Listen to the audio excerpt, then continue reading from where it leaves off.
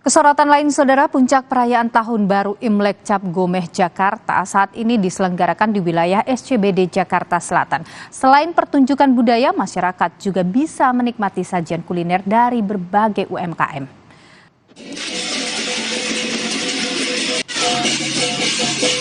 Siswa sekolah yang tergabung dalam Yayasan Hong Kau Way di Kota Semarang, Jawa Tengah merayakan Cap Gomeh dengan tradisi makan lontong cap gomeh bersama-sama, mulai dari TK, SD, SMP hingga para guru ataupun perangkat sekolah lainnya.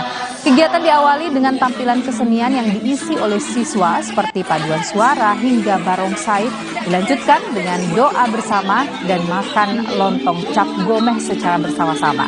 Isi lontong opor cap gomeh yang beraneka ragam ini memiliki filosofi persatuan akulturasi berbagai budaya yang ada.